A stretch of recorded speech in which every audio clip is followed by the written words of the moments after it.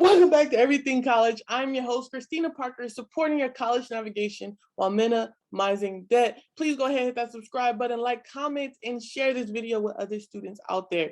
So I'm going to be answering questions nobody ever asks. Well, people have asked them, but like I'm not going off my TikTok or YouTube. I'm just throwing out random things that I feel like is important for students to know.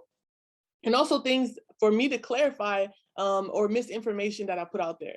So I said, someone asked me, do master's students qualify? And I said, yes, but that was coming off of limited research, right? And all institutions are not including master's and PhD students into the funding for the higher education emergency relief funding, which is kind of like a college stimulus, right? And so you might ask the question of to why? Well, institutions all receive different amounts of money, right?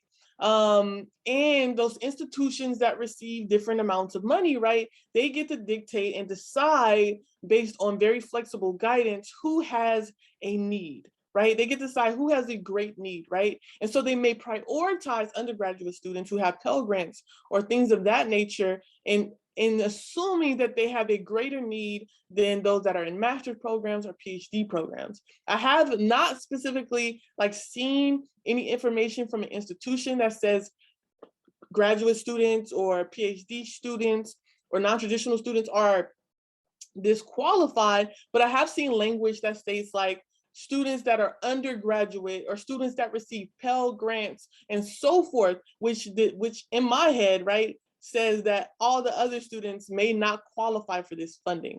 So really looking at specifically your university and their qualifications. If their university does not have information around HEERF 3, I encourage you to look at HEERF 2, even though a lot of the changes are HEERF 3 does look different than HEERF 2. It's most similar to HEERF 2. As of HEERF 1, completely different from HEERF 2 and 3. So the ones that are most comparable are HEERF 2 and HEERF 3, even though HEERF 3 was way more sizable than HEERF 2 and HEERF 1 almost combined, or I think combined. I haven't looked at the numbers. Anyways, so that's important information. I already put a video out here, but I just want y'all to know, right? Some institutions doing applications, some institutions are really making sure you're checking your emails. Students, check your email. Say it with me. Check your emails. Stop. Check your emails, okay? Check your emails. That is so important. A lot of students miss out on scholarships and additional money and so forth because you do not check your emails. And here is a little tip out there. They be hiding stuff in those news things. Like, you know, they be doing reports and stuff like that. They be hiding it, okay? Look at it, okay? Look at it, go down to the bottom. Usually it's at the bottom because they be going through, this person was hired and we're doing this. And like, no, we don't want to know, we don't care. All right, tell me where the money's at. And then the money is usually all the way at the bottom with the work stuff and stuff like that. Check your emails, read things, put in keywords, put in COVID-19 emergency relief funding, put in HEERF funding, just play around with different words, put in scholarships, just to see if there's any communication or information that is important to helping you pay for college and to minimizing your debt that your system has sent you, that your educational system has sent you. Another question, can I get this if I've already graduated? No, you cannot. This is only for those that are enrolled in fall of 2021 and so forth. Will I get it if I'm only taking one class? So now let me be honest.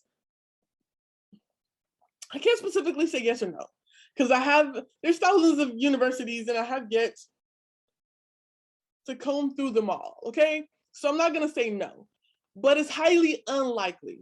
A lot of these educational systems are requiring you to take a certain amount of units, which makes you qualify for part-time and or full-time. So if you're a part-time student and you meet the qualification for part-time, you may be eligible. If you're a full-time student, you're more than likely to be eligible if you meet all the other eligibility requirements. You might ask the question, what are the eligibility requirements? So I have an entire video going over that, EFCs and so forth, but EFCs do change. So this is earned family income, right? So a lot of institutions say 0 EFC, which is under $24,000. A lot of institutions are saying 0 to 14,000, which means that's under $38,000. So it's going to depend on your university exactly if you do qualify or if you do not qualify. So make sure that you look into that information specifically about your university to see exactly if your university is going to qualify you if you met that threshold.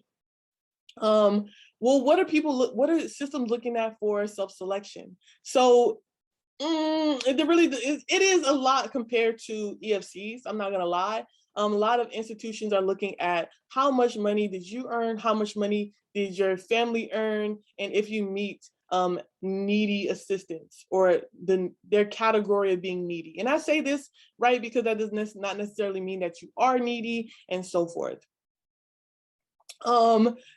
I think another question that I do get asked is this money gonna go to me or is it gonna go to my parents if you are someone that is a dependent, right? And the answer is as long as your banking information is connected to your financial aid, is going to go to you. So unless your parents are connected to that information, then it's going to go to your parents. So it just depends on how you have it set up. If you have it set up to a check, right? It's going to come in your name. If you have it direct deposited, but your parents' account is on there, right? Then it's going to go to your parents. So it really just depends on your situation, on if you're going to receive that money or if your parents are going to receive that money. But for the most part, students should be directly receiving this money, unless, again, your parents are on your accounts. I hope that this was helpful to any of the students that had questions. If you have additional questions that I did not answer in my previous 3 question and answers, I encourage you to comment them down below. Share this video with other students, like, comment, and share. Until next time, stay studious.